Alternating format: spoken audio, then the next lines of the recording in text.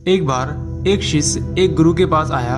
वह शिष्य पंडित था और बहुत मशहूर भी, यहाँ तक कि उस गुरु से भी ज़्यादा जिनके पास वह आया था। सारे शास्त्र उसे कंठस्थ थे, लेकिन समस्या यह थी कि सभी शास्त्र कंठस्थ होने के बाद भी वह सत्य की खोज नहीं कर सका था। ऐसे में जीवन के अंतिम क्षणों में उसने अपने लिए एक गुरु की तलाश शुरू की। काफ़ी खोज के बाद संयोग से उसे एक गुरु मिल गए।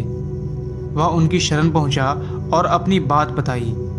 तब वह गुरु ने उस पंडित की तरफ देखा और कहा, तुम लिख कर लाओ कि तुम क्या क्या जानते हो, और तुम जो जानते हो फिर उसके बारे में क्या बात करनी है, और जो तुम नहीं जानते हो वह मैं तुम्हें बताऊंगा। ये सारी बातें सुनने के बाद वह शिष्य अपने काम को पूरा करने में लग गया और शिष्य को वापस आने में साल भर लग गए, क्योंकि उसे तो बहुत शास्त्र याद थे। उसे सारे शास्त्र को लिखते लिखते कई हजार पेज भर गए। फिर वह अपनी पोथी लेकर उस गुरु के पास आया।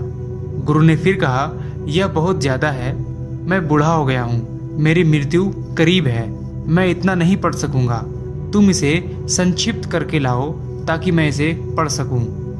वह पंडित फिर चला गया।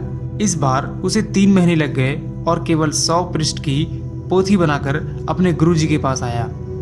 गुरु ने कहा, यह भी ज़्यादा है, इसे और संक्षिप्त कर लाओ। फिर से कुछ समय बाद शिष्य एक ही पन्ने पर सार सूत्र लिख लाया था, लेकिन गुरु बिल्कुल मरने के करीब थे। तुम्हारे लिए ही रुका हूँ, तुम्हें समझ कब आएगी, और संक्षिप्त करके लाओ। फिर जाकर उस शिष्य को होश आया और भागकर दूसरे कमरे से एक खाली कागज ले आया। गुरु के हाथ में खाली कागज दिया।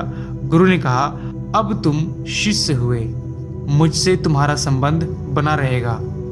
कोरा कागज लाने का यह अर्थ हुआ कि मुझे कुछ भी पता नहीं, मैं अज्ञानी हूँ। जो ऐसे भाव अपने गुरु के पास रख सके वही शिष्य है।